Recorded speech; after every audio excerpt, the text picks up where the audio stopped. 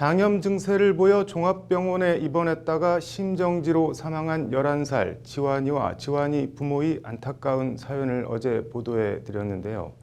아파서 병원을 갔는데 그것도 종합병원에 입원했는데 입원 당일 아이가 죽고만 믿을 수 없는 현실. 병원 측에 법적으로 의료사고 과실 책임을 물을 수 있을까요? 장한지 기자가 취재했습니다. 지환이가 입원했던 종합병원 응급실의 임상병리 결과보고서입니다. 탈수증과 적혈구 과다, 콩팥장애, 심장질환, 폐질환, 감염과 염증 등의 증상이나 질환이 적혀 있습니다. 11살짜리 아이의 임상병리 결과라고 보기엔 너무나 참담합니다. 지환이의 부모는 원래 이런 상태에서 지환이가 응급실을 찾은 건지 종합병원에서 대처는 제대로 한 건지 몰라 답답하기만 합니다. 지환이 장례를 마친 뒤 곧바로 병원을 찾아갔지만 속 시원한 대답을 들을 순 없었습니다.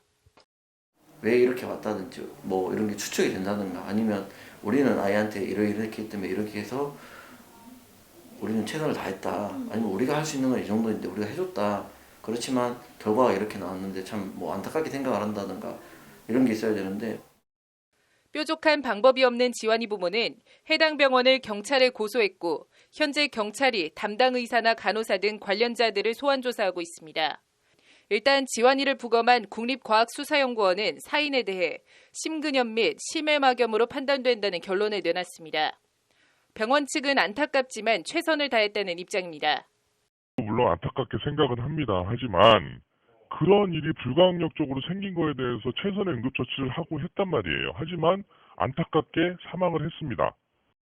지환이가 호흡곤란이나 시력 감퇴 등 이상 증상이 나타날 때마다 간호사가 괜찮다며 별다른 조치를 취하지 않은 데 대해서도 의료적 판단에 따른 것으로 문제없다는 입장입니다.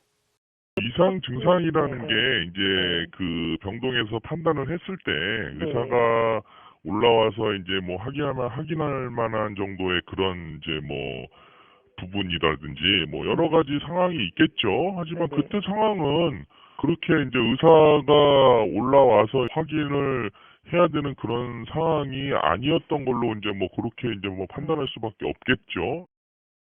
지환이에게 1차 심정지가 왔을 때 응급실 의사가 심폐소생술을 하는 등 필요한 조치는 취했다고 병원 측은 거듭 강조했습니다. 화장실에 간다거나 뭐 전화 못 받을 수도 있잖아요. 그걸 가지고 연락이 안 됐다 얘기하는 것 자체가 좀 어불성설이라는 거죠. 예. 자, 종합병원에서 그런 상황이 생겼는데 아무것도 조치를 안 할 수가 있겠습니까? 바로 응급실 의사한테 연락해서 바로 올라오셔갖고 다 응급처치 진행을 했죠. 심폐소생술을 했을 때 진행하신 거 말씀하신 거 아닌가요? 네, 맞습니다. 지환이 부모 입장에서는 필요한 조치를 다 취했는데 그럼 우리 아이는 왜 죽었냐며 망연자실해하고 있습니다. 경찰 고소가 검찰 기소와 재판으로 이어질 수 있을지, 민사소송을 통해 배상금이라도 받아낼 수 있을지 지환이의 의료 기록들을 가지고 의료 전문 변호사의 자문을 받아봤습니다. 일단 앞서 언급한 지환이의 혈액검사 결과가 나온 시각이 오후 5시 무렵, 지환이가 발작을 일으킨 시간은 오후 5시 55분입니다. 이 55분 사이 지환이에게 장염 외 다른 증상을 의심해 즉각 조치를 취하지 않은 것을 문제 삼기는 어렵다고 정현석 의료 전문 변호사는 말합니다. 있는 55분 사이에 이 병원이 무언가 조치를 취했으면은 결과가 달라질 수 있었겠는가? 아니면 55분 동안에 무언가 의학적 조치를 지연한 것이 이 사고의 원인이 되었는가? 그 사망의 원인이 되었는가라고 하는 생각을 해봤을 때 병원 측의 과실을 묻기에는 시간이 너무 짧습니다. 초음파나 혈액 검사를 하고 그 결과가 나오기까지는 기본적으로 소화기 질환을 의심해 대처하는 것이 병원의 프로토콜이라고 정 변호사는 설명합니다. 일반적인 프로토콜에 따르면 소화기 질환을 먼저 의심을 하고 소화기 질환에 대해서 감별 진단을 해보는 것이 프로토콜에 맞기 때문에 의료기관 입장에서는 원칙에 어긋나는 진료를 했다고 볼 수는 없습니다. 호흡곤란 등 이상 증상을 호소하는 지환이 부모에게 괜찮다, 그럴 수 있다는 말을 반복한 간호사의 행위도 크게 문제 삼기는 어렵다고 합니다. 그 호소하는 임상 증상을 수렴하는 것, 그건 간호사가 하는 일이 맞거든요. 다만 의학적 판단을 내리고 향후에 어떤 조치를 취해야겠다라고 결정을 하는 것은 의사의 몫이고요. 다만 지환이가 순간적으로 시력을 잃은 것과 관련해서는 새로운 증상이 나타난 것이니만큼 의학적 판단을 했어야 한다고 지적합니다. 눈이 안 보인다고 했다? 눈이 안 보인다. 네. 중전에 없었던 완전히 새로운 증상이기 때문에 네. 게다가 지금 이 환자한테 의심하고 있었던 증상은 소화기 질환이었는데 네. 눈이 안 보인다는 증상으로 호소했으면은 그거는 새로운 어떤 그 판단의 팩터가 발생한 거기 때문에 의학적 판단이 필요한 상황이라고 보여요.